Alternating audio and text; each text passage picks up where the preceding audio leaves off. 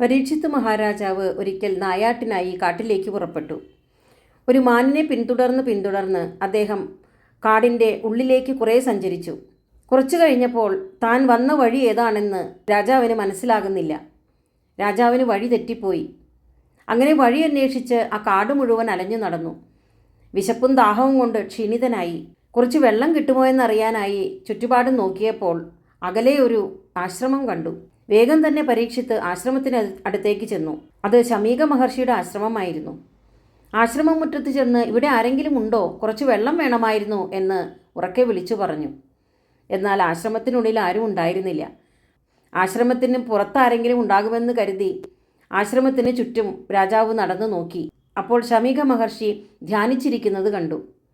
വേഗം തന്നെ പരീക്ഷിത്ത് മഹർഷിയുടെ അടുത്തേക്ക് ചെന്നു. മഹർഷിയാണെങ്കിൽ തൻ്റെ ഇന്ദ്രിയങ്ങളും മനസ്സുമെല്ലാം നിയന്ത്രിച്ച് തൻ്റെ ചുറ്റുപാടുകളെപ്പോലും മറന്ന് സമാധി അവസ്ഥയിലായിരുന്നു. എന്നാൽ ആ സമയത്ത് അതൊന്നും ആലോചിക്കാനുള്ള ഒരു ക്ഷമയൊന്നും പരീക്ഷിത്തിനുണ്ടായില്ല. പരീക്ഷിത്ത് മഹർഷിയോട് വെള്ളം ചോദിച്ചു. എന്നാൽ മഹർഷിയിൽ നിന്നും ഒരു മറുപടിയും കിട്ടിയില്ല. അപ്പോൾ പരീക്ഷിത്ത് വീണ്ടും വീണ്ടും വെള്ളം ചോദിച്ചു. സമാധി അവസ്ഥയിലിരുന്ന മഹർഷി പരീക്ഷിത്ത് ചോദിക്കുന്ന ചോദ്യങ്ങളൊന്നും കേൾക്കുന്ന പോലും ഉണ്ടായിരുന്നില്ല. എന്നാൽ ഇതൊന്നും മനസ്സിലാക്കാതെ മഹർഷി നിർബന്ധപൂർവം മൗനം പാലിക്കുകയാണെന്നാണ് പരീക്ഷിത്ത് വിചാരിച്ചത്. ദാഹവും വിശപ്പും കൊണ്ടുള്ള ക്ഷീണത്തിന് പുറമെ മഹർഷിയുടെ ഈ അനാസ്ഥ ഭാവം കൂടി കണ്ടപ്പോൾ പരീക്ഷത്തിന് തൻ്റെ സമനില തന്നെ നഷ്ടപ്പെട്ടു. അങ്ങനെ പരീക്ഷിത്ത് ചുറ്റും നോക്കിയപ്പോൾ നിലത്തൊരു ചത്ത പാമ്പ് കിടക്കുന്നത് കണ്ടു. വിനാശകാല വിപരീത ബുദ്ധി എന്നെല്ലാം നമ്മൾ പറയാറില്ലേ, അതുപോലെ ആ സമയത്ത് പരീക്ഷത്തിന് എന്തോ വരാനിരിക്കുന്ന ഒരു ആപത്തിൻ്റെ ലക്ഷണമെന്നോണം മനസ്സിൽ ഒരു ദുർബുദ്ധി തോന്നി. പരീക്ഷിത്ത് ആ ചത്ത പാമ്പിനെ തൻ്റെ വില്ലിൻ്റെ അഗ്രം കൊണ്ട് തോണ്ടിയെടുത്ത് മഹർഷിയുടെ കഴുത്തിലേക്കിട്ട് അവിടെ നിന്നും പോയി. എന്നാൽ ഇതൊന്നും മഹർഷി അറിഞ്ഞതേയില്ല. ശമീക മഹർഷിക്ക് ശൃംഗി എന്നൊരു പുത്രനുണ്ടായിരുന്നു. ഈ സമയത്ത് ശൃംഗി തൻ്റെ കൂട്ടുകാരും ഒന്നിച്ച് ദൂരെ കളിച്ചുകൊണ്ടിരിക്കുകയായിരുന്നു. പ്രായത്തിൻ്റെ പക്വതയില്ലായ്മ ശൃംഗിക്ക് നല്ലപോലെ ഉണ്ടായിരുന്നു. അങ്ങനെ കളിച്ചുകൊണ്ടിരിക്കുന്ന സമയത്ത് മറ്റ് കുറച്ച് സുഹൃത്തുക്കൾ ശൃംഗിയുടെ അടുത്ത് വന്ന് പറഞ്ഞു, നീ വലിയ കേമനാണെന്നൊക്കെയല്ലേ നിൻ്റെ ഭാവം, നിൻ്റെ അഭിമാനമെല്ലാം ഇനി നിൻ്റെ ഉള്ളിൽ തന്നെ വെച്ചാൽ മതി. കാരണം ജന്തുക്കളുടെ ശവം ചുമന്ന് നടക്കുന്ന ഒരു അച്ഛൻ്റെ മകനല്ലേ നീ.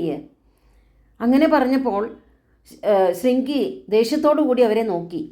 അപ്പോൾ അവർ പുഞ്ചിരിച്ചുകൊണ്ട് ആശ്രമത്തിലുണ്ടായ സംഭവങ്ങളൊക്കെ പറഞ്ഞു. ശൃംഗിക്ക് പെട്ടെന്ന് ദേഷ്യം വന്നു. തൻ്റെ അച്ഛനെ അപമാനിച്ച അഹങ്കാരിയായ ആ രാജാവിനെ ഞാൻ ശിക്ഷിക്കുന്നുണ്ട് എന്ന് പറഞ്ഞ് ഇന്നു മുതൽ 7 ദിവസത്തിനകം തക്ഷകൻ എന്ന ഭയങ്കര സർപ്പം കടിച്ച് അദ്ദേഹം മരിക്കും എന്ന് ആ സുഹൃത്തുക്കളുടെ മുമ്പിൽ വെച്ച് ശൃംഗി രാജാവിനെ ശപിച്ചു. എന്നാൽ ഈ പ്രവൃത്തി കാള പെറ്റുവെന്ന് കേട്ടപ്പോൾ കയറെടുത്തതുപോലെയായി. കൂട്ടുകാർ വന്ന് രാജാവിനെക്കുറിച്ച് എന്തോ പറഞ്ഞത് കേട്ട് ശൃംഗി രാജാവിനെ ഉടൻ തന്നെ ശപിക്കുകയാണ് ചെയ്തത്. എന്നിട്ട് തൻ്റെ അച്ഛനെപ്പറ്റി ആലോചിച്ചു. നിലവിളിച്ചുകൊണ്ട് അച്ഛൻ്റെ അടുത്തേക്ക് ഓടിച്ചെന്നു. മകൻ്റെ നിലവിളി കേട്ടപ്പോൾ മഹർഷി സമാധിയിൽ നിന്ന് ഉണർന്നു നോക്കിയപ്പോൾ തൻ്റെ കഴുത്തിൽ കിടക്കുന്ന ചത്ത പാമ്പിനെ മഹർഷി കണ്ടു. ഒരു കൂസലുമില്ലാതെ എന്തോ ഒരു വള്ളി തൻ്റെ കഴുത്തിൽ നിന്ന് എടുത്തു മാറ്റുന്ന രീതിയിൽ വളരെ നിസ്സാരമായി ആ ചത്ത പാമ്പിനെ വലിച്ച് താഴേക്കിട്ടു. എന്നിട്ട് മകനോട് ചോദിച്ചു, എന്തിനാണ് നീ കരയുന്നത്? നിന്നെ ആരെങ്കിലും ഉപദ്രവിച്ചോ? അപ്പോൾ ശൃംഗി ഉണ്ടായതെല്ലാം പറഞ്ഞു. പരീക്ഷിത്ത് രാജാവ് ആശ്രമത്തിൽ വന്നതു മുതൽ താൻ രാജാവിനെ ശപിച്ചതുവരെയുള്ള കഥ ശൃംഗി അച്ഛനോട് പറഞ്ഞു. ഇത് കേട്ട് മഹർഷി വളരെയധികം ദുഃഖിതനായി. മകനോട് പറഞ്ഞു, നീ ഒരിക്കലും ഇത് ചെയ്യരുതായിരുന്നു. നീ ചെയ്തത് വളരെയധികം തെറ്റാണ്.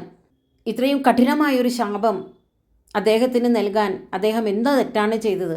നിനക്ക് ആ രാജാവിൻ്റെ മഹത്വം ശരിക്കും അറിയില്ല. അമ്മയുടെ ഗർഭത്തിലിരിക്കുമ്പോൾ തന്നെ ഭഗവാനാൽ രക്ഷിക്കപ്പെട്ടവനാണ് അദ്ദേഹം. കലിയെ നിയന്ത്രിച്ച് ഈ ലോകത്തെ കലിയുടെ ആക്രമണത്തിൽ നിന്ന് സംരക്ഷിക്കുന്നവനാണ് അദ്ദേഹം. അദ്ദേഹം ഭരിക്കുന്ന രാജ്യത്താണ് നമ്മൾ ജീവിക്കുന്നത്.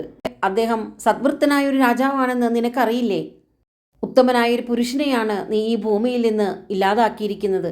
ഇത്രമാത്രം എന്ത് തെറ്റാണ് അദ്ദേഹം ചെയ്തത്? വിശപ്പും ദാഹവും മൂലമുള്ള ക്ഷീണത്തിന് പുറമെ അദ്ദേഹത്തിൻ്റെ ചോദ്യങ്ങൾക്ക് താൻ മറുപടി കൂടെ പറയാതെ ഇരുന്നപ്പോൾ അദ്ദേഹത്തിൻ്റെ മനസ്സ് മടുത്തു കാണും. അതുകൊണ്ടായിരിക്കും അദ്ദേഹം ഈ പ്രവൃത്തി ചെയ്തത്. ഞാനതിനെ ഒരു ബാലചാബല്യമായിട്ടേ കാണുന്നുള്ളൂ. നീയും അതുപോലെ തന്നെ കാണേണ്ടതായിരുന്നു. നിന്റെ ശാപത്താൽ നല്ലവനായ രാജാവിന് മരിക്കാതെ നിവൃത്തിയില്ല. അതിനു മുമ്പ് വരാനിരിക്കുന്ന ഈ നാശത്തെക്കുറിച്ച് എനിക്ക് അദ്ദേഹത്തെ അറിയിക്കുകയെങ്കിലും ചെയ്യണം. നീ ചെറുപ്പമാണ്. നിന്റെ മനസ്സിനെ നിയന്ത്രിക്കാൻ നിനക്ക് അറിഞ്ഞുകൂടാ. നിന്റെ മനസ്സിന് നിയന്ത്രണം വരുന്നതുവരെ നീ തപസ്സനുഷ്ഠിക്കണം എന്ന് മകനോട് ആവശ്യപ്പെട്ടുകൊണ്ട് ശമീക മഹർഷി തൻ്റെ ശിഷ്യനുമൊത്ത് ശാപവൃത്താന്തം അറിയിക്കാനായി കൊട്ടാരത്തിലേക്ക് പുറപ്പെട്ടു.